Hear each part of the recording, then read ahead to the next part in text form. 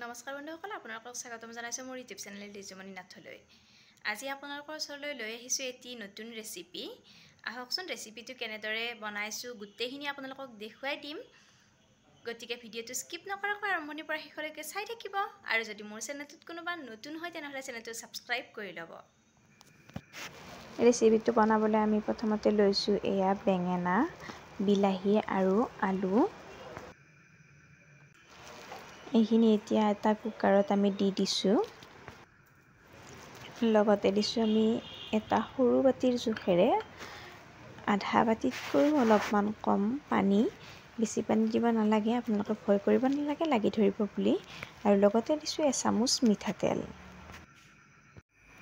এতিয়া আমি কুকাৰটো গেছত বহাই দিলোঁ আৰু এটা চিটি যাব দিম। ইফালে চিটি যায় মানে আমি সৰু সৰুকৈ এটা ডাঙৰ পিঁয়াজ কাটি লৈছোঁ। বেছি সৰু হ'লে দুটা দিব আৰু কেঁচা জলকীয়া লৈছোঁ। ইফালে আমাৰ কুকাৰৰ চিটিটো গৈছে। এতিয়া আমি কুকাৰৰ ঢাকনিখন গুচাই চালোঁ।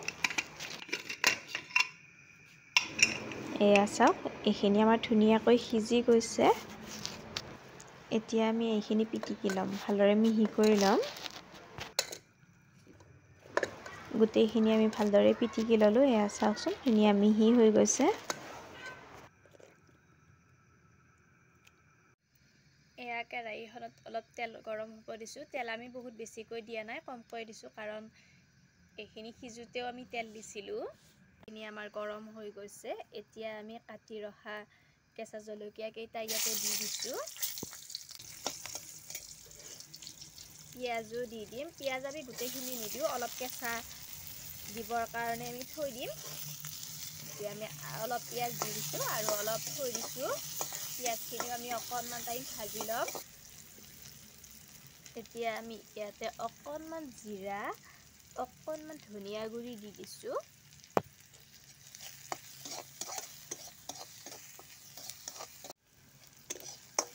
পিঁয়াজখিনি আমাৰ ভজা গৈছে। এতিয়া আমি সানি ৰখা এই বেঙেনা, বিলাহী আৰু আলুখিনি ইয়াতে দি দিম। এইখিনি আমি 5 মিনিটমান ভাজিম।